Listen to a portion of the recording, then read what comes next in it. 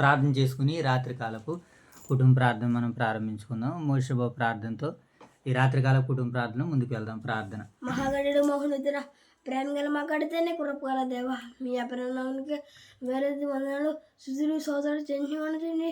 ఈ రాత్రి సమయంలో తండ్రి లేఖన చదువుకునే బయలుని కెమ్మబడుతుంది. ట్రీగా తండ్రి ఏషాగ్రహణం తండ్రి 33 అధ్యాయం చదువుతుండగా వినబడి వాక్యం 60 అంటారు 30 గంటలుగా 60 గంటలుగా 100 రోజులు పాయించమని వేడుకుంటూ ప్రార్థపడుతున్నాం తండ్రి. ఇదిగోండి తండ్రి రాత్రికాల సమయంలో తండ్రి ఇదిగోండి తండ్రి మీరు ప్రేమించిన స్థానిక సంఘాన్ని దీవించి సాయించి కాచి కాపాడింది. ఓదూరు వైఎస్ఆర్ సంఘాన్ని దీవించి సాయించి కాచి కాపాడిందండి. ఇట్లా తండ్రి ఇంకా ఆరోగ్యులుగా రోగులుగా ఉన్న తండ్రి వాళ్ళు ముట్టి సొత్తపడుతుంది. ఏ సరస్వతనామని ప్రార్థన మిక్కిలాడి పెట్టుకుని మా పరమ తండ్రి ఆమేన్. జై తల్లి ప్రార్థన. ప్రార్థన మహోన్నతర ప్రార్థన ఘనమైన శాశ్వతానికి వేలాది వందనాలు సూత్రం చేర్చుకున్నాను తండ్రి. ఈ రాత్రికాల సమయంలో తండ్రి వాక్య చదువుతుండగా తండ్రి సౌజి తిని కానీ తిని వెత్తపడే వాక్తండి మరో రోత పలకన రాసుకుంటా చేయండి చెప్పదు మీ దాసులు సౌజి తిని కానీ తిని వెత్తపడే వాక్తండి మరో రోత పలకన రాసుకుంటా చేయండి. ఇలా వీక్షిస్తున్న మేము మీ బిడ్డలు తీయించామని తండ్రి వాళ్ళకు ఆయును ఆరోగ్యాన్ని తెలియచేయండి తండ్రి. ఈ రాత్రికాల సమయంలో అయితే మీ ఇన్స్టాగ్రామ్లో 33 అధ్యాయం చదువుతుండగా ఆ సందర్భాల్లో ఉత్తరంగా నేర్చుకుంటా వాక్య చదువుతున్నాయి కదండి మమ్మల్ని అయితే ఇలా చేయండి. మేము ఈ పాటను ముగించుకుని తను మేము పాప నగర్ వెళుతుండగా ఆ ప్రయాణాలంటూ మీ నామయ్య మధుగుండి ఇలా చేయండి. ఈ ప్రార్థనలు తప్పు పరవకుండా క్షమించుకుని ఈ ప్రార్థన మీ పాదాల చెంద చేస్తున్న పర్వతం ఆమేన్. ఆమేన్. యేసుక్రీస్తు నామములో అడుగుచున్నాము తండ్రినమ్మ. యేసుక్రీస్తు నామములో అడుగుతున్న ప్రార్థన ఆమేన్. ఆమేన్. ఏమో ప్రార్థన చేసుకుందాం. మహాగణుడు వేను మా తండ్రి, మహోన్నతుడు వేను మా దేవ, పరిశుద్ధుడు వేను మా తండ్రి, మీ ప్రేమ కలిగిన కృప కలిగిన నామానికి వేలాది వందనాలు ప్రభా. తండ్రి ఉదయకాల సమయం అంతా మీరు మమ్మల్ని కాచి కాపాడి రాత్రి కాల సమయంలో మీ సన్నిధి భాగ్యాన్ని వేగురమే నాయన మీరు మాకు అనుగ్రహించి తండ్రి మీ పరలోకపు చిత్తాన్ని తండ్రి మా పట్ల కనబరుస్తున్నందుకే కృతజ్ఞతాస్తుతులు చెల్లించుకుంటున్నాం తండ్రి. ప్రభు యొక్క సమయంలో రాత్రికాల సమయంలో కుటుంబ ప్రార్థనలో భాగంగా యెషయా గ్రంథం నుంచి నాయన మీ చిత్తాన్ని మేము తెలుసుకోవడానికి నేర్చుకోవడానికి సిద్ధపడుతుండగా మీ యొక్క పరిశుద్ధాత్మను మాకు సహాయం దయచేయండి. 33వ అధ్యాయం బైబిల్ పట్టణంగా లేఖన భాగాలుగా చదవడానికి నేర్చుకోవడానికి తెలుసుకోవడానికి సిద్ధపడుతుండగా తండ్రి మీ యొక్క పరిశుద్ధాత్మను మాకు సహాయంగా బోధకుడుగా నాయన మమ్మల్ని ముందుకు నడిపించుకొని వేడుకుంటున్నాం తండ్రి. అలాగే ఇదివరకు ప్రార్థించిన ఇరువురు బిడ్డలను దీవించండి. అలాగే మీరు మమ్మల్ని ప్రేమించి ఇచ్చినటువంటి స్థానిక సంఘాన్ని సంఘ బిడ్డలను పరిశుద్ధులను సహోదరి మనులను తండ్రి యువదైవ సేవకులను సేవకుల కుటుంబాలను మీరు దీవించి ఆశీర్వదించండి. అలాగే తండ్రి నాయన మరి రాత్రికాల సమయంలో వైఎస్ఆర్ నగర్లో జరగబోతున్నటువంటి నాయన ఆ యొక్క కృతజ్ఞత కూడికి నాయన మీకు మహిమకరంగా దీవెనకరంగా జరిగించండి. ఆ కూడికిని ఏర్పాటు చేసిన కుటుంబాన్ని దీవించండి, ఆశీర్వదించండి. మంచి మాటలు చక్కటి వర్తమానం చక్కటి పరిచర్య అక్కడ జరిగితే మిమ్మల్ని ఉన్నతంగా మహిమపరచుటకు మీ సహాయాలు మాకు దయచేస్తారని అడుగుతూ ఆశిస్తూ ప్రార్థిస్తూ తండ్రి మరి రాత్రికాల సమయంలో జరగబోతున్న యొక్క పరిచర్య ఆయన మీకు మహిమకరంగా మాకు దీవెనకరంగా ఆశీర్వాదకరంగా మీరు జరిగించమని నడిపించమని మా రక్షకుడైన యేసుక్రీస్తు వారి నామములో ఈ ప్రార్థన మీకు సమర్పిస్తున్నాము తండ్రి. మంచిదైనా మరి యొక్క సమయంలో యెషయా గ్రంథము 33వ అధ్యాయాన్ని మరి బైబిల్ పఠనంగా చదువుకుంటూ ఈ రాత్రికాల సమయంలో మనందరం దైవ పరిచర్యలో ముందుకు వెళ్దాం. దోచుకొనబడకపోయినను దోచుకొనుచుండి నీకు శ్రమ, నిన్నెవరో వంచకపోయినను వంచుచుండు నీకు శ్రమ. నీవు దోచుకొనుట మానిన తర్వాత నీవు దోచుకొనబడదువు. నీవు వంచుట ముగించిన తర్వాత జనులు నిన్ను వంచెదరు. 2వ వచనాన్ని చదువుకుందాం. యెహోవా నీ కొరకు కనిపెట్టుచున్నాము, మా యందు కనికరించుము. ఉదయకాలమున వారికి బాహువుగాను ఆపత్కాలమున మాకు రక్షణాధారముగాను ఉండుము. మహాఘోషణ విని మహాఘోషణ విని జనములు పారిపోవును. జనములు పారిపోయిను. నీవు లేచుటతోనే నువ్వు లేచుటతోనే అన్యజనులు చెదిరిపోవుదురు. అన్యజనులు చెదిరిపోదురు. చీడ పురుగులు కొట్టివేయినట్లు చీడ పురుగులు కొట్టివేయనట్లు మీ సొమ్ము దోచుకొనబడును. నీ సొమ్ము దోచుకొనబడిను. మిడతలు ఎగిరిపడినట్లు మిడతలు ఎదురుపడినట్లు శత్రువులు దాని మీద పడుదురు. శత్రువులు దాని మీద పడుదురు. యెహోవా మహాఘనత నొందినవాడు. యెహోవా మహాఘనతతో నిండినవాడు. ఆయన ఉన్నత స్థలముల మీద నివసించుచు ఆయన ఉన్నత స్థలములను నివసించుచు న్యాయముతో న్యాయముతో నీతితోను నీతితోను సీయోనును నింపును. సీయోనును నింపును. నీ కాలములో నీ కాలములో నియమింపబడినది నియమింపబడినది స్థిరముగా నుండును. స్థిరముగా నుండును. రక్షణ బాహుళ్యమును రక్షణ బాహుళ్యమును బుద్ధి జ్ఞానముల సమృద్ధియు బుద్ధి జ్ఞానం సమృద్ధి కలుగును. కలుగును. యెహోవా భయము యెహోవా భయము వారికి ఐశ్వర్యము. వారికి ఐశ్వర్యము. 7వ వచనం చదువుకుందాం. వారి సూర్యులు వారి సూర్యులు బయట రోదనము చేయుచున్నారు. బయట రోదనం చేయుచున్నారు. సమాధాన రాయబారులు సమాధాన రాయబారులు ఘోరముగా ఏడ్చుచున్నారు. ఘోరంగా ఏడ్చుచున్నారు. రాజమార్గములు పాడైపోయిను. రాజమార్గం పాడైపోయిను. త్రోవన నడుచువారు లేకపోయిరి. త్రోవన నడిచేవారు లేకపోయిరి. అశ్షూరు నిబంధన అశ్షూరు నిబంధన మీరెను. మీరును పట్టణములను పట్టణములను అవమానపరిచెను. అవమానపరిచెను. నరులను తృణీకరించెను. నరులను తృణీకరించెను. దేశము దుఃఖించి క్షీణించుచున్నది. దేశం దుఃఖించి క్షీణించున్నది. లెబానోను సిగ్గుపడి వాడిపోవుచున్నది. లెబానోను సిగ్గుపడి వాడిపోచున్నది. షారోను ఎడారి ఆయను. షారోని ఎడారి ఆయను. బాషాను కర్మేలును భాషాను కర్మేలను తమ చెట్ల ఆకులను తమ చెట్ల ఆకులను రాల్చుకొనుచున్నవి. రాజుకొనుచున్నవి. యెహోవా ఇట్లను కొనుచున్నాడు. యెహోవా ఎట్లను కొనుచున్నాడు. ఇప్పుడే లేచెదను. ఇప్పుడే లేచెదను. ఇప్పుడే నన్ను గొప్ప చేసుకుందును. ఇప్పుడే నన్ను గొప్ప చేసుకుందును. ఇప్పుడే నాకు ఘనత తెచ్చుకుందునెను. ఇప్పుడే నాకు ఘనత తెచ్చుకున్నాను. మీరు పొట్టును మీరు పొట్టును గర్భమున ధరించి గర్భమును ధరించి కొయ్య కాలును కందురు. కొయ్యకారుడు కందరు. మీ ఊపిరియే మీ ఊపిరియే అగ్ని అయినట్టు అగ్ని అయినట్టు మిమ్మును దహించుచున్నది. మిమ్మల్ని దహించుచున్నది. జనములు కాలుచున్న జనములు కాలుచున్న సన్నపు మట్టి కీలువలెను. సన్నపు మట్టి కీలువలను నరకబడి అగ్నిలో కాల్చబడిన నరకబడి అగ్నిలో కాల్చబడిన ముళ్ళవలెను అగును. ముళ్ళవలె అగును. దూరస్తులారా ఆలకించుడి. దూలాసులారా ఆలకించుడి. నేను చేసిన దానిని చూడుడి. నేను చేసిన దాన్ని చూడుడి. సమీపస్తులారా సమీపిస్తులారా నా పరాక్రమమును తెలుసుకొనుడి. నా పరాక్రమం తెలుసుకొనుడి. సియోనులో నన్ను సీయోనులో నన్ను పాపులు కాపులు దిగులు పడుచున్నారు. దిగులు పడుతున్నారు. వణుకును వణుకును భక్తిహీనులను పట్టును. భక్తిహీనులు పట్టును. మనలో ఎవడు మనలో ఎవడు నిత్యము దహించు అగ్నితో నివసింపగలడు. నిత్యము అగ్నిచు అగ్నిలో నిలవబడగలడు. అగ్నిలో నిలవబడగలడు. మనలో ఎవడు మనలో ఎవడు నిత్యము కాలుచున్న వాటితో నిత్యం కాలుచున్న వాటిలో నివసింపగలడు. నివసింపగలడు. నీతిని అనుసరించి నీతిని అనుసరించి నడుచుచు నడుచుచు యథార్థముగా మాటలాడుచు యథార్థముగా మాట్లాడుచు నిర్బంధం వలన వచ్చు లాభమును నిర్బంధం వల్ల వచ్చు లాభమును అపేక్షించుచు అపేక్షించుచు లంచము పుచ్చుకొనకుండా లక్ష్యం పుచ్చుకొనకుండా తన చేతులను మలుచుకుని తన చేతులను మలుచుకుని హత్యను మాట వినకుండా హత్య అను మాట వినకుండా చెవులు మూసుకుని చెవులు మూసుకుని చెడితనము చూడకుండా చెడుదనం చూడకుండా కన్నులు మూసుకునివాడు కన్నులు మూసుకుని వాడు ఉన్నత స్థలమున నివసించును. ఉన్నత స్థలమున నివసించెను. 26వ వచనమా 16వ వచనం చదువుకున్నాం. తప్పక అతనికి తప్పక అతనికి ఆహారము దొరుకును. ఆహారం దొరుకును. అతని నీళ్లు అతనికి అతని నీళ్ళు అతనికి శాశ్వతముగా ఉండును. శాశ్వతముగా ఉండను. అలంకరింపబడిన రాజును అలంకరింపబడిన రాజును నీవు కన్నులారా చూసెదవు. నీవు కన్నులారా చూచెదవు. బహు దూరమునకు బహుదూరమునకు వ్యాపించుచున్న వ్యాపించుచున్న దేశము నీకు కనబడును. దేశము నీకు కనబడెను. నా హృదయము నా హృదయము నీ హృదయము భయంకరమైన వాటిని బట్టి ధ్యానించుచున్నది. జనసంఖ్య వ్రాయువాడు ఎక్కడున్నాడు? తూచువాడు ఎక్కడున్నాడు? భూరాజును లెక్కించువాడు ఎక్కడున్నాడు?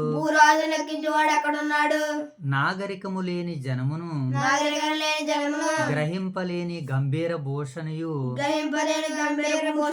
నీకు తెలియని అన్య భాషయు పలుకు ఆ జనము నీవిక చూడవు. ఉత్సవ కాలములలో మనము కూడుకొనుచున్న సియోను పట్టణమును చూడుము. నిమ్మలమయ కాపరముగాను తీయబడని గుడారముగాను నీ కన్నులు యెరూషలేమును చూచును. దాని మేకులెన్నడును ఊడదీయబడవు. దాని త్రాలలో ఒక్కటైనను తెగదు. అతడు యెహోవా ప్రభావము గలవాడై మన పక్షమును ఉండును. అది విశాలమైన నదులను కాలువలను ఉన్నత స్థలముగా ఉండును. అందులో తెడ్లవాడ ఏదియు నడవదు. గొప్పవాడ అక్కడికి రాదు. యెహోవా మనకు న్యాయాధిపతి. యెహోవా మన శాసనకర్త. యెహోవా మన రాజు. ఆయన మనలను రక్షించును. నీ వాడ త్రాళ్ళు వదిలిపోయెను. వాడవారు తమ కొయ్య అడుగున దిట్టపరచరు. చాపను విప్పి పట్టరు. కాగా విస్తారమైన దోపుడు సొమ్ము విభాగింపబడును. కుంటివారే దోపుడు సొమ్ము పంచుకొందురు. నాకు దేహములో బాగోలేదని అందులో నివసించువాడెవడును అనడు. దానిలో నివసించు జనుల దోషము పరిహరింపబడును. దేవుడి యొక్క పరిశుద్ధ వాక్యాన్ని నేడు మరి మన వెనుకడులో 30 60 100 ఫలింపజేయను గాక. ఆమేన్. రైట్, మంచిది నాయన. మరి రాత్రికాల సమయంలో వేగురమే మరి దేవుడు మనకి ఆయన సన్నిధి భాగ్యాన్ని, ఆయన సన్నిధి కాంతులను కుటుంబపు ప్రార్థన ద్వారాగా దేవుడు మనకు అనుగ్రహించిన ఆయన పరలోకపు ప్రేమకు కృతజ్ఞతాస్తుతులు చెల్లించుకుంటూ మరి యొక్క సమయంలో యెషయా గ్రంథము ఈ 33వ అధ్యాయ నేపథ్యాన్ని మనం ఆలోచన చేసినప్పుడు చాలా సందర్భాలు ఇక్కడ వ్రాయబడ్డాయి. అయితే ఈ అధ్యాయంలో రాబడినటువంటి సందర్భాలు మరి యెషయా గారి దర్శనంలో చూస్తూ ఈ మాటలు పలుకుతూ పరిశుద్ధాత్మ ప్రేరణతో ఈ మాటలు వ్రాయబడినాయి కనుక ఇప్పుడు ఈ మాటలో ఉన్నటువంటి అంతరార్థాలు ఇవి ఎవరి గురించి వ్రాయబడినవి అని అంటే అప్పటికే మనం ఆల్రెడీ 4 శ్రమలను చూసాం. ఇది 5వ శ్రమగా ముగుస్తుంది, కొనసాగుతుంది. ఒక 6 శ్రమలు అని మనం చదువుకున్నాం కదా. 28 అధ్యాయం నుంచి సుమారు 35 36 అధ్యాయుల దాకా 6 శ్రమలు మరి యోధా వారికి విపత్తులు వారి మీదకి ఎలా వస్తున్నాయో గత కాలంలో మనం మాట్లాడుకున్నాం. కనుక ఇదే సమయం దీన్ని కొనసాగించుకుంటూ ఈ 33వ అధ్యాయంలో కూడా ఈ శ్రమలు, ఈ ఇబ్బందులు వీళ్ళకి కొనసాగుతూనే ఉన్నాయి. ఇప్పుడు ఎవరికి కొనసాగుతున్నాయి అంటే దేవుని మాట విననేటువంటి వారికి. దేవుని మాట విన్నటువంటి వారికి ఆనాడు ఈనాడు కూడా శాసజనాంగం దేవునికి ఎప్పుడూ ఉంటానే ఉంటారు. ప్రతి కాలంలో ప్రతి తరంలో దుష్టులు ఉన్నారు, నీతిమంతులు ఉన్నారు, దుర్మార్గులు ఉన్నారు, దుష్టులు ఉన్నారు, నీతిమంతులు ఉన్నారు, అనీతిమంతులు ఉన్నారు, పాపులు ఉన్నారు, పరిశుద్ధులు ఉన్నారు. ప్రతి తరంలోనూ ప్రతి కాలంలోనూ దేవుని పట్ల భయభక్తులు కలిగి ఉన్నటువంటి వారు మనకి గ్రంథంలో ప్రస్ఫుటంగా కనబడతారు. వాళ్ళు దీవించబడినట్లే కనబడుతుంది. వారు తరం వారు, వారి సంతతి వారు అభివృద్ధికి, ఆశీర్వాదానికి సూచనలుగా కనబడుతున్నారు. వారి తలల మీద నిత్యానందం ఉండునని అంటున్నాడు. కనుక ఇలా మన బైబిల్ గ్రంథాన్ని, పరిశుద్ధ గ్రంథాన్ని బేరేజ్ వేసుకుంటూ, లెక్కలు వేసుకుంటూ మన ఆత్మీయ జీవితాన్ని, భక్తి జీవితాన్ని మనం కట్టుకోవడానికి ప్రయత్నం చేస్తున్నప్పుడు దేవుడు ఎన్నో విశేషమైనటువంటి సందర్భాలను మనకి అనుగ్రహిస్తాడు, అందిస్తాడు. తనలో మనల్ని నిలబెట్టుకుంటాడు. తన మహిమ కొరకు, తన కీర్తి కొరకు మనల్ని వాడుకుంటాడు. ఎప్పుడు మనం ఆయన చిత్తాన్ని గ్రహించడానికి, ఆయన చిత్తాన్ని నేర్చుకోవడానికి, ఆయన చిత్తాన్ని తెలుసుకోవడానికి ఎప్పుడైతే మనం ప్రయత్నాలు చేస్తామో ఆయన మనల్ని శేష జనాంగంగా మరి దీవిస్తూ తన సన్నిధిలో ముందుకు తీసుకుని వెళ్తున్నాడు. సరే, ఇప్పుడు ఈ 33వ అధ్యాయంలో మొదటి మాటను చదువుకుంటూ మనం ముందుకు వెళ్దాం. దీంట్లో కొన్ని లేఖన భాగాలు మనం అవగాహన చేసుకునేటువంటి ప్రయత్నాలు చేద్దాం. ముందుగా 33వ అధ్యాయం మొదటి వచనం చదుదాం. దోచుకొనబడకపోయినను దోచుకొనుచుండి నీకు శ్రమ. అంటే ఎవరికి శ్రమో చెప్తున్నాడు అనమాట. నిన్నెవడను వంచకపోయినను వంచుచుండి నీకు శ్రమ. నీవు దోచుకొనుట మానిన తర్వాత నీవు దోచుకొనబడుదువు. నీవు వంచుట ముగించిన తర్వాత జనులు నిన్ను వంచెదరు. ఎవరి గురించి మాట్లాడుతున్నారు అంటే దేవుడు తన జనాంగాలని, తన జాతుల్ని ఎవరి మీదకైతే కొంతమందిని ఆ దేవుడు ఇశ్రాయేలు ప్రజల మీదకి, యోధా వారి మీదకి పంపించాడు. వారు దేవుడు పంపించారు అన్నటువంటి విషయాన్ని మర్చిపోయి వీళ్ళ బలంతో, వీళ్ళ అధికారంతో, వీళ్ళ యొక్క బలంతో, అధికారంతో మేమే జయించామనుకున్నట్టుగా అనుకుని ఇప్పుడు చూడండి, దోచుకొనబడకపోయినా అంటే వీళ్ళని ఎవరూ దోచుకోవట్లేదంట. ఎవరిని? కొన్ని రాజ్యాల గురించి దేవుడు మాట్లాడుతున్నాడు. వారిలో అష్షూరీలు ప్రాముఖ్యంగా, వారిలో బబులోనీయులు ప్రాముఖ్యంగా, వారిలో ఫిలిస్తీన్లు ఉన్నారు, పొరుగు దేశాలు ఐగుప్తు ఉన్నది, పక్కన ఎదోము ఉంది, మనం మోయాబు అనుకున్నాం కదా, ఎవరైనా అష్షూరీలు అనుకున్నాం కదా. వీళ్ళందరినీ ఎవ్వరూ దోచుకోవట్లేదంట, కానీ వీళ్ళు దోచుకుంటున్నారు కొంతమందిని. అదే అంటున్నాడు చూడండి, దోచుకొనబడకపోయినను అంటే వీళ్ళని ఎవరు కూడా దోచుకోవట్లేదు, వీళ్ళని ఎవరు కూడా ఆక్రమిస్తలేదు. వీళ్ళే ఇతరులను ఏం చేస్తున్నారు? ఆక్రమిస్తున్నారు, ఇతరులని దోచుకుంటున్నారు. అలా ఎన్ని రోజులు సాగుతుంది? అదే అంటున్నాడు దేవుడు. నిన్నెవడో వంచకపోయినను వంచుచుండు నీకు శ్రమ. ఇతరులని వీళ్ళు ఏం చేస్తున్నారట? వీళ్ళు వంచిస్తున్నారు, ఇతరుల రాజ్యాలను పట్టుకుంటున్నారు. మమ్మల్ని ఎవడో పట్టుకోవడం లేదని అనుకుంటున్నారు, కానీ మీకు ఒకానొక సమయం ఉందని దేవుడు చెబుతున్నాడు అన్నమాట. నీవు దోచుకొనబడుట మానిన తర్వాత నీవు దోచుకొనబడదు. ఇక అన్నింటినీ నేను జయించేశాను, అన్నింటిని నా స్వాధీనంలో ఉన్నాయని నువ్వు తీరుబడిగా, దర్జాగా, హాయిగా, హొందాగా ఉంటావు కదా. బెల్షెజర్ రాజులాగా హాయిగా తింటున్నాడు, త్రాగుతున్నాడు, హాయిగా ఆనందిస్తున్నాడు.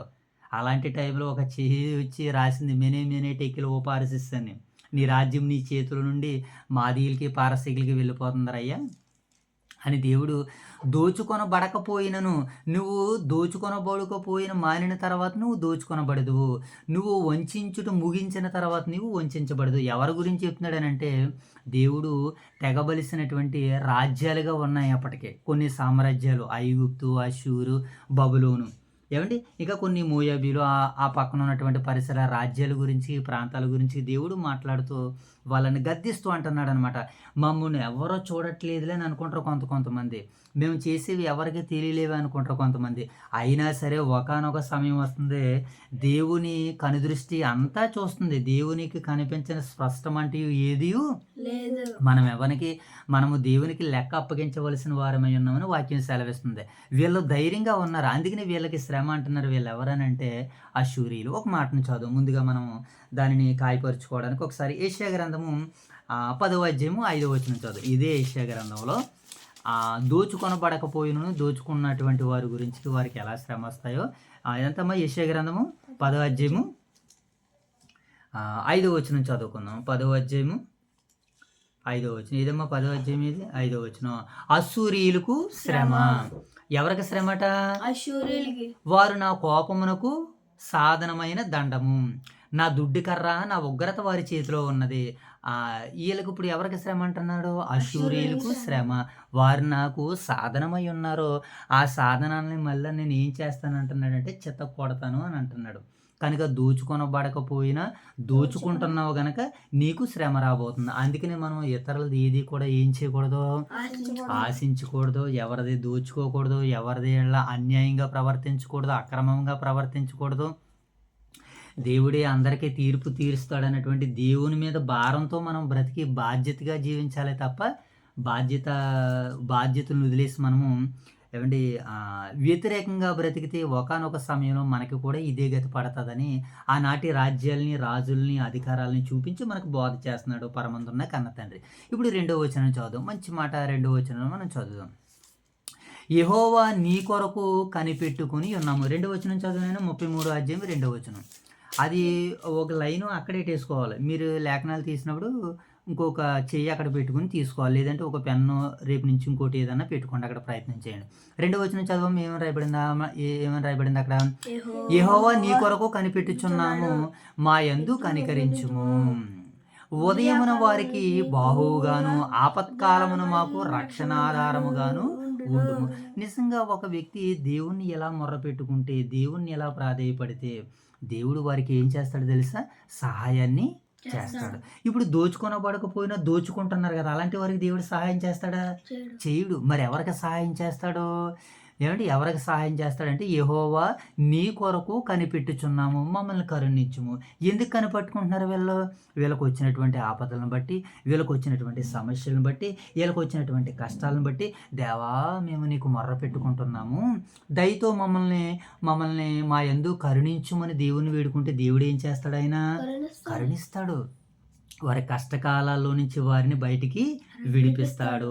వారి ఇబ్బందుల్లో నుంచి, వారి సమస్యల్లో నుంచి బయటికి ఎలా రావాలో దేవుడు ద్వారాన్ని, అవకాశాన్ని వారికి తెలివితేటల ద్వారాగా, జ్ఞానం ద్వారాగా అనుగ్రహిస్తాడు. అదే అంటున్నాడు, యెహోవా నీ కొరకు మేము కనిపెట్టుచున్నాము, మా యందు కనికరించుము. ఉదయమున వారికి బాహువుగాను. రాత్రి మనం ప్రార్థన చేసామనుకో, దేవుడు ఎలా ఉంటాడనమాట? బాహువుగా మనకి తోడుగా ఉంటాడు. అంటే మనకు భయం ఉండదు. ఎందుకని? రాత్రి మనం ప్రార్థన చేసుకున్నాం కదా. ఉదయానికి ఎలా ఉంటాడట ఆయన? ఉదయానికి వారికి బాహువుగాను, ఆపత్కాలమున మాకు రక్షణాధారముగాను ఉండుము. ఆపద కాలము, ఈరోజు మనిషి మీదకి ఎన్నో కాలాలు వస్తున్నాయి. శ్రమల కాలము, కష్టకాలము, ఇబ్బంది కాలము, సమస్యల కాలము, అప్పుల కాలము, రోదన కాలము, ఇలా కొన్ని కాలాలు ఉన్నాయి కదా. ఆ కాలాలలో ఒక కాలం ఏమొస్తుందట వీళ్ళ మీదకి? ఆపద కాలము. కనుక ఈ యొక్క ఆపద కాలంలో ఎలా ఉండాలన్నాడు? మాకు రక్షణాధారముగా ఉండుము, మాకు రక్షకుడుగా ఉండు, మాకు రక్షణాధారముగా ఉండు అని దేవుని వేడుకుంటే, అలాంటి వారికి దేవుడు ఏం చేస్తాడో? ఇమీడియట్లీ సహాయాన్ని చేస్తాడు. ఎమ్మటిని ఆయన కరుణిస్తాడు. కరుణించగానే ఉదయమున వారికి బాహువుగా ఉంటాడు. మరలా ఆయన ఎలా ఉంటాడట? రక్షణాధారముగా ఉంటాడు. ఇప్పుడు ఆపద కాలంలో, అంటే ఆపద కాలాన్ని అనుభవించవలసి వస్తుంది. ఒక్కొక్క శోధన కాలం మన మీదకి వస్తూ ఉంటుంటుంది, కష్టకాలం మన మీదకి వస్తూ ఉంటుంటుంది. కానీ ఆయన బ్యాక్ బోన్ లాగా ఎలా ఉంటాడు? మనకు పక్కనైనా రక్షణాధారముగా ఉంటాడు. కారణం ఏంటి? ఆయనకి మనం మొర్ర పెట్టుకున్నాం కనుక, ఆయన మనల్ని వేడుకున్నాం కనుక. ఒక మాటను మనం బలపరుచుకోవడానికి సందర్భాన్ని బట్టి ఒక మాటను మనం చూద్దాం. కీర్తన 18 మొదటి వచనం చూద్దాం. 8వ అధ్యాయం మొదటి వచనం. కీర్తనల గ్రంథము 8వ అధ్యాయం. కీర్తనల గ్రంథము 8వ అధ్యాయము మొదటి వచనాన్ని చదువుదాం మనం. కీర్తనల గ్రంథము 8వ అధ్యాయము మొదటి వచనం చదువుదాం. యెహోవా మా ప్రభువా, ఆకాశములో నీ మహిమను కనబరుచువాడా, భూమి అంతటా నీ నామము ఎంత ప్రభావము గలది. చూసారా? యెహోవా మా ప్రభువా, ఆకాశములో నీ మహిమను కనబరుచువాడా. ఆకాశంలోనే ఆయన మహిమను కనబరుస్తున్నాడు కదా. మరి భూమి మీద ఉన్నటువంటి ఆయన పిల్లలమైనటువంటి మనకి కూడా ఆయన ఏం కలిగిస్తాడు? తన మహిమను. అక్కడేముంది తర్వాత మాట? తన మహిమను, తన ఘనతనే తన బిడ్డలకి అనుగ్రహిస్తాడని వాక్యం మనకి సెలవిస్తుంది. మరొక మాటను కూడా చదుదాం. 19వ అధ్యాయము 14వ వచనం చదుదాం. ఇదే కీర్తనల గ్రంథము 19వ అధ్యాయము 14వ వచనం. నువ్వు 27వ అధ్యాయము 27వ అధ్యాయము మొదటి వచనం నుంచి తీసేదలను. 27వ అధ్యాయం మొదటి. ఇప్పుడు 19వ అధ్యాయం ఎంత? 14వ వచనం చదుదాం. 19వ అధ్యాయము 14వ వచనం. యెహోవా నా ఆశ్రయ దుర్గమా, నా విమోచకుడా, నా నోటి మాటలను, నా హృదయ ధ్యానమును నీ దృష్టికి అంగీకారమగునుగాక. నీ దృష్టికి అంగీకారమగునుగాక. ఎవరైతే వినయ భయభక్తులతో ఆనాటి కాలం నుంచి ఈనాటి కాలం వరకు దేవుని పట్ల భయభక్తులు కలుగుతూ బ్రతుకుతూ జీవిస్తూ ఉంటారో, దేవుడు వారికి తోడుగా ఉంటాడో, దేవుడు వారికి సహాయకుడిగా ఉంటాడో. ఒకవేళ కష్టకాలం వచ్చినా, ఆపద కాలం వచ్చినా, ఇబ్బంది కాలం వచ్చినా, సమస్య కాలం వచ్చినా దేవుడు వారికి సహాయాన్ని అనుగ్రహిస్తాడని పరిశుద్ధ లేఖనం మనకు చెబుతుంది. ఇన్ని మాటలు మనకు తెలియలేయడం లేదు కనుకనే దేవుని మీద మనకు ప్రేమ తగ్గిపోతుంది, దేవుని మీద మమకారం తగ్గిపోతుంది, దేవుని మీద ఇష్టం తగ్గిపోతుంది. మనకి దేవుని మీద మనకు ప్రేమ పెరగాలి అని అంటే దేవుని మాటలు మనం కొలిచే సాధనాలుగా వాడబడాలి. చూడండి ఏమంటున్నాడు భక్తుడు, యెహోవా నా ఆశ్రయదుర్గమా, నా విమోచకుడా, నా కోట, ఏమండి, నా నోటి మాటలను నా హృదయ ధ్యానమును నీ దృష్టికి అంగీకారం అగునుగాక. దేవుని దృష్టికి అంగీకారం అయ్యిందనుకోండి, మనల్ని ఎలాంటి కష్టకాలమైన ఎలాంటి ఇబ్బంది కాలమైన మనల్ని దాటుకుని వెళ్ళదని వాక్యం మనకి సెలవిస్తుంది. అలాగే 27వ అధ్యాయము 1వ వచనం చూద్దాం. యెహోవా నాకు వెలుగును రక్షణ అయి ఉన్నాడు. ఎలా ఉన్నాడట నాయన? యెహోవా నాకు వెలుగును రక్షణ అయి ఉన్నాడు. నేను ఎవరికి భయపడదును? నేను ఎవరికీ భయపడిన కారణం ఏంటి? నా వెనకాల దేవుడు ఉన్నాడు, నా వెనకాల సహాయకుడుగా దేవుడు ఉన్నాడని భక్తుడు ధైర్యంగా ఉన్నాడు. ఇప్పుడు యెషయా గ్రంథాన్ని బట్టి మనం కూడా ఎలా ఉండాలి? భక్తుల్లా మారాలి. మనము ధైర్యవంతులుగా ఉండాలి. అలా ధైర్యవంతులుగా భక్తులుగా మనమందరం ఉండాలని అంటే దేవునికి మనం ప్రార్థించేవారిగా ఉండాలి. ఆయన మనల్ని కరుణించేవారిగా ఉండాలి. ఆయన మనకి బాహువుగా ఉండాలి. ఆయన మనకి రక్షకుడుగా ఉండాలి అని అంటే మనము ఆయన కొరకు కనిపెట్టుకోవాలి. ఆయన కొరకు కనిపెట్టుకోవడం అని అంటే మనం ఆయన సన్నిధిలో ప్రార్థించేవారిగా, మనం ఆయన సన్నిధిలో ఆయన స్తుతించేవారిగా, వాక్యాన్ని చదువుకునేటువంటి వారిగా, ప్రార్థన చేసేవారిగా ఉండాలని పరిశుద్ధ లేఖనాలు మనకి సెలవిస్తున్నాయి. ఈ సందర్భంలో 33వ అధ్యాయము ఒకసారి 15వ వచనాన్ని చదువుకుందాం. ఈ సందర్భంలో 33వ అధ్యాయము 15వ వచనం చదువుకుందాం. Very good. నీతిని అనుసరించి నడుచుచు, యథార్థముగా మాటలాడుచు, నిర్బంధం వలన వచ్చు లాభమును ఉపేక్షించుచు, లంచము పుచ్చుకొనకుండా తన చేతులను మలుచుకుని, హత్యను మాట వినకుండా చెవులను మూసుకుని, చెడితనము చూడకుండా కన్నులను మూసుకుని వాడు ఉన్నత స్థలముల మీద నివసించును. అంటే ఉన్నత శిఖరాలను అవరోధించాలని ప్రతి ఒక్కరూ ప్రయాసపడుతూ ఉంటారు. దాని కొరకు సాధన చేస్తూ ఉంటారు, ప్రాక్టీస్ చేస్తూ ఉంటారు, దాని కొరకు కష్టపడుతూ ఉంటారు, ప్రయాసపడుతూ ఉంటుంటారు ఈరోజు. అయితే దేవుని వాక్యం ఏమని సెలవిస్తుందంటే, ఒక వ్యక్తి ఉన్నత శిఖరాల మీద అవరోధించాలంటే అతనిలో ఉన్నటువంటి క్వాలిటీస్, గుడ్ క్వాలిటీస్ గురించి దేవుడికి మాట్లాడుతున్నాడు. మంచి క్వాలిటీస్ గురించి ఇక్కడ మాట్లాడుతున్నారు. కానీ కొంతమంది ఉన్నత శిఖరాలకి ఎలా ఎదుగుతారంటే, ఇతరులని ఒకరినొకరు తొక్కుకుంటూ వెళ్ళి కనబడుతూ ఉంటుంటారు. అలా ఉండకూడదు. ఒకవేళ అలా కనబడినది తాత్కాలికం, కొద్ది కాలం మాత్రమే, కొన్ని క్షణాలు మాత్రమే, కొన్ని రోజులు మాత్రమే ఉంటుంది. స్వయం కృషితో, ఏమిటి, పట్టుదలతో, కష్టం మీద పైకి వచ్చినటువంటి వాడు ఎలా ఉంటారంటే భరోసాగా ఉంటాడు, ధైర్యంగా ఉంటాడు. కనుక దేవుని వాక్యం కూడా ఏమని సెలవిస్తుందంటే, ఒక వ్యక్తి ఆ ఉన్నత శిఖరాలను అవరోధించాలంటే ఆ వ్యక్తికి ఎలాంటి లక్షణాలు ఉండాలంటే, ఒక మంచి మాట, నీతిని అనుసరించుచు నడుచుకోవాలట. మనము ప్రతిరోజు దేనిని అనుసరించి నడుచుకోవాలి? నీతిని అనుసరించి నడుచుకోవాలి. దుర్నీతి పరులుగా, దుర్నీతిగా మనం అసలు బ్రతకడానికి ఇష్టపడకూడదు. మరి మనం ఎలాగ ఉండాలి? నీతిని అనుసరించి నడుచుచు, యథార్థముగా మాట్లాడుచు, నిర్బంధం వలన వచ్చు లాభాన్ని ఏం చేసుకోకూడదు, అసలు దగ్గరికి రాకూడదు. నిర్బంధము అది మనం, ఆ ధనం మనల్ని ఏం చేస్తుంది? బంధించేస్తుంది. నిర్బంధము అది మనకి ఆ ఒట్టిగా వచ్చేటువంటి ధనం మీద మనం ఎప్పుడు కూడా ఆశించకూడదు. మనం కష్టపడి తెచ్చుకున్న ధనం మీదే మనము మనసు పెట్టాలి. దేవుడు అదే ఆశీర్వదిస్తున్నాడు. నీతిమంతుల కష్టార్జితాన్ని దేవుడు ఏం చేస్తానన్నాడు? ఆశీర్వదిస్తున్నాడు. నిశ్చయముగా నీవు నీ చేతుల కష్టార్జితాన్ని అనుభవించేది అని వాక్యం మనకి సెలవిస్తుంది. నిర్బంధం వలన వచ్చు లాభమును ఉపేక్షించుచు, లంచం పుచ్చుకొనకుండా తన చేతులను మలుచుకోవాలి. లంచం పుచ్చుకోకుండా తన చేతులు ఏం చేయాలట? మలుచుకోవాలి. ఈ రోజు నాకు ఎవరన్నా డబ్బులు ఇచ్చారనుకోండి, నేను చేతులు ఎలా ముడుచుకుంటానా?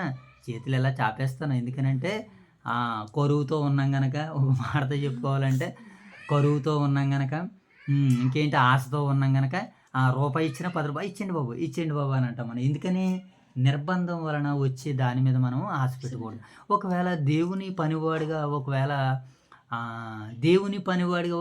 ఎవరైనా మనకి ఇచ్చారు అనుకోండి, ఒకవేళ అలాంటిది దాన్ని మనం తీసుకున్నా పర్వాలేదు. ఎందుకనంటే ప్రార్థన చేసో లేకపోతే పరిచర్య చేసో వారి కొరకు మనం ప్రార్థన చేస్తాం కనుక అలాంటిదైతే పర్వాలేదు. అలాంటి దాని కొరకు దేవుడు అనట్లేదు. కానీ ఏమండి, ఒక నిమిషం అయిపోయిందాక, లంచం పుచ్చుకోనకుండా తన చేతులను ఏం చేయకూడదట? మలుచుకోవాలి. లంచం తీసుకోలేనటువంటి వాడు ఎవరైనా ఉన్నాడంటే ఎవడు లేడు. లంచము దృష్టి గలవానికి గుడ్డితనం కలిగజేసేస్తుంది అంట. లంచాన్ని కానీ మనం ఉన్నామనుకోండి, బైబిల్ మనకు అర్థం కాదండి. ఈరోజు నేటికి చాలామందికి బైబిల్ అర్థం కాకపోవడానికి ప్రధాన కారణం ఏంటో తెలుసా? అన్నీ కూడా వ్యతిరేకంగా, బైబిల్కి వ్యతిరేకంగా బ్రతుకుతున్నారు కనుకనే ఈరోజు ధైర్యంగా వాక్యాన్ని బోధించలేకపోతున్నాం. వారిలో నేను కూడా ఒకడనే. కనుక మనం ధైర్యంగా వాక్యాన్ని బోధించాలంటే ఏం చెబుతుంది? లంచం పుచ్చుకొనకుండా తన చేతులను మలుచుకుని, హత్య అను మాట వినకుండా చెవులను మూసుకుని, చెడుతనము చూడకుండా కన్నులు మూసుకుని. ఎన్నాట్లు మూసుకోవాలంటే చూడండి, అన్నీ మూసుకోమంటున్నాడు దేవుడు. తన చేతులను మూసుకోవాలంటున్నాడు, చెవులను మూసుకోవాలంటున్నాడు, కన్నులు మూసుకోవాలంటున్నాడు. అంటే మూసుకునేటువంటి కాలము, మూసుకునేటువంటి సందర్భం ఒకటి వస్తుంది. ఆ సందర్భంలో నువ్వు ఎలా ఉండాలంటే సైలెంట్గా ఉండాలి. అందుకనే ప్రతిదానికి సమయము కలదు. ఆకాశము కింద ఉన్న ప్రతి ప్రయత్నమునకు సమయం కలదు. మాటలాడుటకు సమయం కలదు, మౌనంగా ఉండుటకు సమయం కలదు. ఏమండి, అర్థమవుతుందా? మాట్లాడుటకు సమయం ఉంది, మౌనంగా ఉండడానికి కూడా సమయం ఉంది. కనుక మనం ఏం చేయాలి? మూసుకోమన్నదప్పుడు మూసుకోవాలి, తెరుచుకోమన్నదప్పుడు. అందుకనే బైబిల్ మాట్లాడినప్పుడు మాట్లాడాలి, బైబిల్ సైలెంట్గా ఉన్నప్పుడు మనం కూడా సైలెంట్గా ఉండాలని వాక్యం సెలవిస్తుంది. అలా చేస్తే చెడుతనము చూడకుండా కన్నులు మూసుకుంటే, హత్యను మాట వినకుండా చెవులు మూసుకుంటే, ఏమిటి లంచం పుచ్చుకోకుండా తన చేతులను మూసుకుంటే అతడు ఏం చేస్తాడో ఉన్నత శిఖరాల మీద అవరోధించును, ఉన్నత స్థలముల మీద నివసించును. పర్వతములోని కోటలు అతనికి శిలలు అతని కోట అవుతాయట. పర్వతములోని శిలలు అతనికి కోటగా మారిపోతాయట. ఏమిటి? తప్పక అతనికి ఆహారము దొరుకును, అతని నీళ్లు అతనికి శాశ్వతముగా ఉండును. అతని నీళ్ళు అతనికి ఎలా ఉంటాయట? శాశ్వతముగా ఉంటాయి. కనుక ఈ సందర్భాలను మనం చదువుతున్నప్పుడు మనకి కీర్తన గ్రంథం 15వ అధ్యాయం మొదటి వచనం కనపడుతుంది. యెహోవా నీ గుడారంలో అతిథిగా ఉండదగిన వాడెవడు? నీ పరిశుద్ధ పర్వతం మీద నివసింపదగిన వాడెవడు? యథార్థమైన ప్రవర్తన కలిగి నీతిని అనుసరించుచు హృదయపూర్వకముగా నిజము పలుకువాడే. అట్టి వాడు తన నాలుకతో కొండెములాడడు, కీడు చేయుడు, నిందమోపడు, అసహ్యుడు, గలవారిని సన్మానించును. అతడు ఆలస్యమైన మాట తప్పడు, తన ద్రవ్యాన్ని వడ్డీకీయుడు, ఇటు ప్రకారంగా చేయవాడు ఎన్నడను ఏం చేయడట? కదిలింపబడడు. ఇలా ఉండాలని వాక్యం మనకు సెలవిస్తుంది, ఇలా బ్రతకాలని వాక్యం మనకు బోధిస్తుంది. కనుక మనం ఏం చేయాలి? మూసుకోమన్నదప్పుడు దేవుడు మనం మూసేసుకోవాలంతే. అందుకని మౌనముగా ఉండుటకు సమయము కలదు, మాటలాడుటకు సమయము కలదు. ఏ సమయంలో మౌనంగా ఉండాలో ఆ సమయంలో మౌనంగా ఉండాలి. ఏ సమయంలో దేవుడు మాట్లాడమంటే ఆ సమయంలో మనం మాట్లాడాలి. చూద్దాం 17వ వచనం. అలంకరింపబడిన రాజును నీవు కన్నులారా చూసేదువు. ఇందాక మనం ఈ మాటను చదువుకున్నాం కదా. ఒకసారి 24వ అధ్యాయము 3-6 వచనాలు చదువు. ఒకసారి కీర్తనల గ్రంథము 24వ అధ్యాయము 3-6 వచనాలు చదువు. కీర్తనల గ్రంథము 24వ అధ్యాయం, ఒకసారి కీర్తనల గ్రంథము 24వ అధ్యాయము 3వ వచనం చదువు. ఒకసారి కీర్తనల గ్రంథము 24వ అధ్యాయము 3వ వచనం చదువు. యెహోవా పర్వతమునకు ఎక్కదగిన వాడెవడు? ఆయన పరిశుద్ధ పర్వతములో నివసింపదగిన వాడెవడు? వ్యర్థమైన దాని యందు మనసు పెట్టకయు, కపటముగా ప్రమాణము చేయకయు, నిర్దోషమైన చేతులను శుద్ధమైన హృదయమును కలిగి ఉండేవాడే. ఎలా ఉంటే ఏం చేస్తాడట? వాడు యెహోవా వలన ఆశీర్వాదము నొందును. అది దేవుని వలన ఆశీర్వాదం కావాలి అని అంటే మనం ఎలా ఉండాలంటే, ఆయన పరిశుద్ధ పర్వతానికి ఎక్కాలన్నా మనం ఎలా ఉండాలంటే పరిశుద్ధులుగా ఉండాలి. వ్యర్థమైన దాని యందు మనసు పెట్టకూడదు.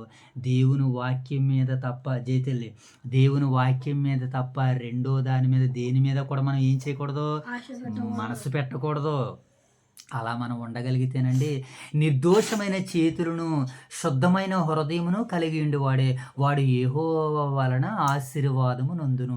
ఈరోజు మనం ఆశీర్వాదాన్ని పొందాలి అంటే వాక్యం మీదే మనము దృష్టి పెట్టాలి, దేవుని మీదే మనం ఆధారపడాలి, దేవుని మీదే మనం ఆనుకోవాలి. అలా మనం చేస్తా అంటున్నాడు, వాడు యెహోవా వలన ఆశీర్వాదం పొందును. కనుక దేవుడు అందరినీ ఆశీర్వాదం పొందుకోవడానికి పిలుస్తున్నాడు. ఆయన ఏమని పిలుస్తున్నాడు? ప్రయాసపడి భారం మోసుకున్న సమస్త జనులారా నా యొద్దకు రండి, నేను మీకు విశ్రాంతి కలగజేస్తానని వాక్యం సెలవిస్తుంది. కనుక ఇంకా అంటున్నాడు, మరి అలంకరింపబడినటువంటి రాజు నువ్వు కన్నులారా చూసేదువు, బహు దూరమున వ్యాపించుచున్న దేశము నీకు కనబడును. ఎవరిని చూస్తాం మనము? ఎవరిని చూస్తాం? యెషయా గారు అంటారండి. యెషయా గారు అంటారు ఒక మంచి మాట, మనం చదువుదాం. చూడండి ఒకసారి 17 వచ్చిన మరొకసారి, అలంకరింపబడిన రాజును నీవు కన్నులారా చూసేదువు, బహు దూరమున వ్యాపించుచున్న దేశము నీకు కనబడును. ఒకసారి యెషయా గ్రంథము 6వ అధ్యాయము 5వ అధ్యాయము 22వ వచనం చదువు ఒకసారి. ఒకసారి ఆగినైనా యెషయా గ్రంథము 6వ అధ్యాయం 5వ వచనం చాలు. ఉండి చేయగడు తమ్మిస్తారు కదా.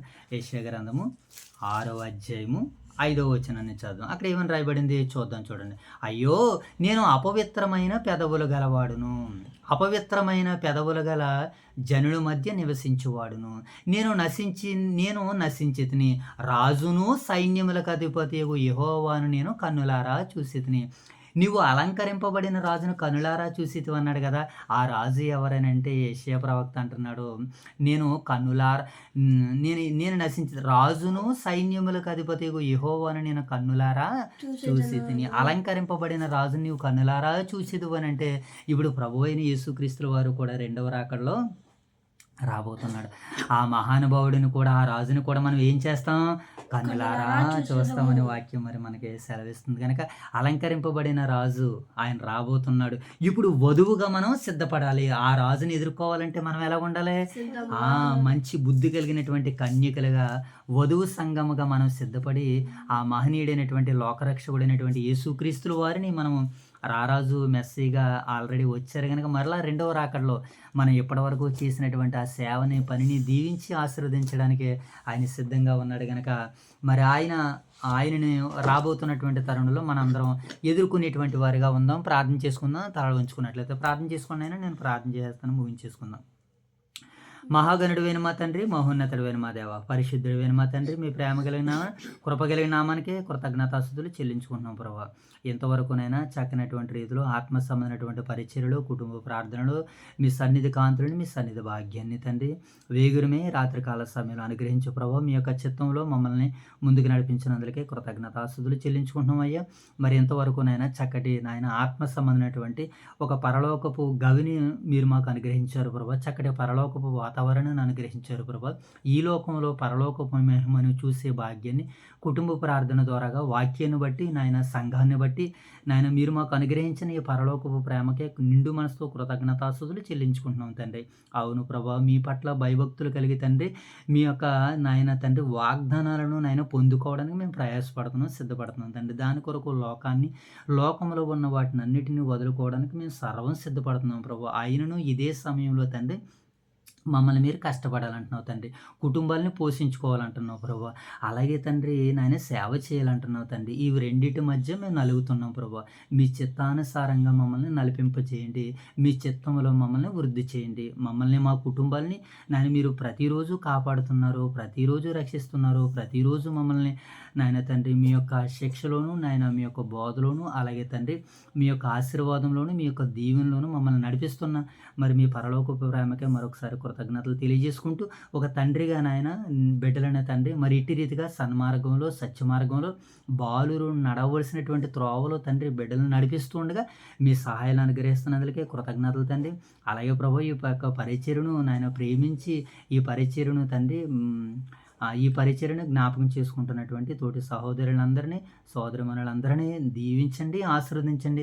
ఎవరైతే సమయాన్ని, కాలాన్ని హెచ్చించి ప్రభు ఈ యొక్క పరిచర్య కొరకు కొన్ని సెకండ్లు, కొన్ని నిమిషాలు కేటాయిస్తున్నారో వారి జీవితాల్లో రెట్టింపు ప్రతిఫలాలు, దీవెనలు, ఆశీర్వాదాలు తెచ్చండి. వారికి అడ్డుగా, ఆటంకంగా ఉన్న ప్రతిదీ నాయన అనుకూలంగా, ఆశీర్వాదంగా మీరు మలచమని, మార్చమని ప్రాధేయపడుతూ, మీరు మమ్మల్ని ప్రేమించినటువంటి స్థానిక సంఘాన్ని, సంఘ బిడ్డలను దీవించమని, ఆశీర్వదించమని, అలాగే సంఘానికి నాయన నాయకులుగా, కాపరిగా, ఉపదేశకుడుగా తండ్రి ఉండి సంఘాన్ని అంతటినీ ముందుకు నడిపిస్తున్నటువంటి మా ప్రియులు దైవ సేవకుల కుటుంబాలని దీవించండి, ఆశీర్వదించండి.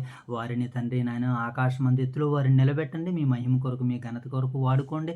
ఆయన ద్వారా అనేక సేవకులను తయారు చేయడానికి, అనేక మందిని సంఘాన్ని కాయడానికి, సంఘాన్ని నడిపించడానికి తండ్రి అనేక మంది దైవ సేవకులను నిలబెట్టు ప్రభావ.